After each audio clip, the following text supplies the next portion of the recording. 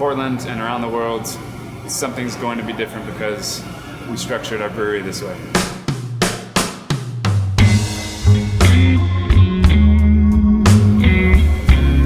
So looking back on the story of how we got to be a nonprofit in the first place, it went, it predated the brewery idea by maybe a year.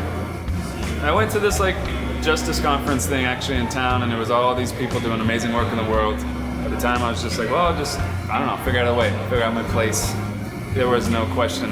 We knew that we had to, whether or not it was an actual nonprofit or that we were like a for-profit, that was our mission, was just to raise funds for these causes that we felt so passionately about.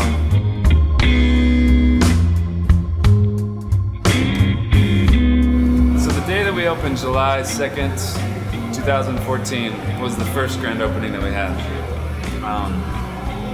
That day I had all my family in town, who's also very handy, and I had all my friends around because we had so much work to do that morning. I got up early and there wasn't even a bar.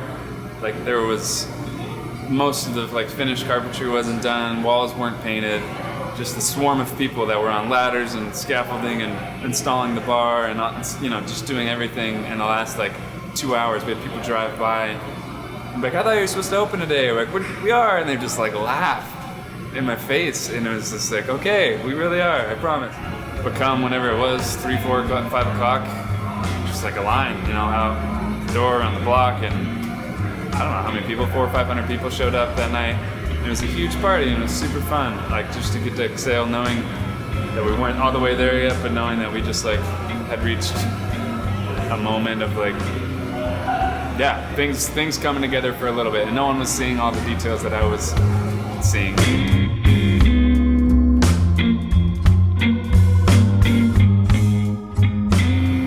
It's a huge shift from having zero ownership of what's going on, even if you're doing your job well and all that, to having all the ownership of what's going on and being the one that cares the most about everything.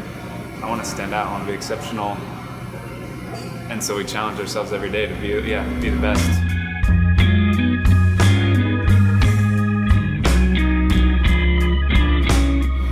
I have something at stake, whether it's me personally or other people have something at stake for what I do. So if you work for a nonprofit, you might not get anything out of it, but somebody's going to benefit from the work that you do.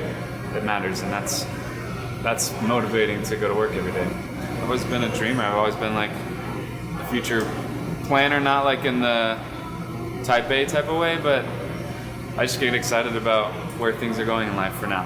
Things are dynamic and shifting, and so I'm the guy that's in charge of thinking about what we're going to look like in a year or 5 or more. So I'm always thinking about that.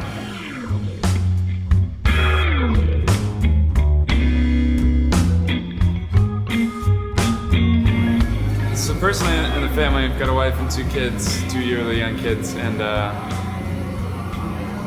my wife Sarah has not been directly involved in that she works here or anything, but she's had to go through all of every time we go out to eat, I'm just looking around and seeing oh, we don't want to do anything like that, but that's really cool, and it's been pretty miserable for her for years.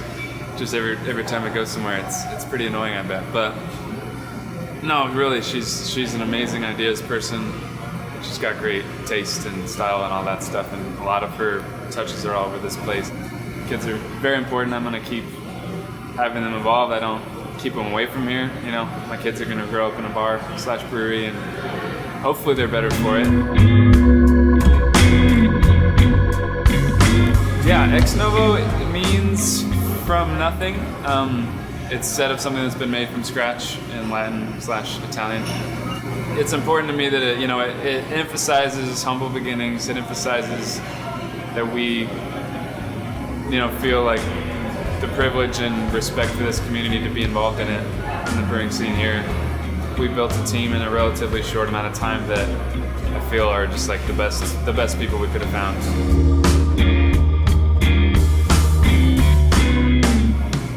Yeah, the culture here is evolving. We're less than a year and a half old still, so I'm not exactly sure I know what it's going to be going forward. We have a good time. The brew house, it's dance party Fridays, usually really loud music, Motown Thursdays. And I want that stuff to grow. I want people to love coming to work here. And that's the roots of this whole project, was me being like excessively passionate about beer and all the art and science that goes into every glass you drink, and that excitement of handing somebody a pint of beer that you crafted never gets old. It's fun, and it's fun to see this place packed. That's the most important thing to me. That's the driver for how we make decisions, whether it's day-to-day stuff, but usually growth and how we spend our money and resources in the short term.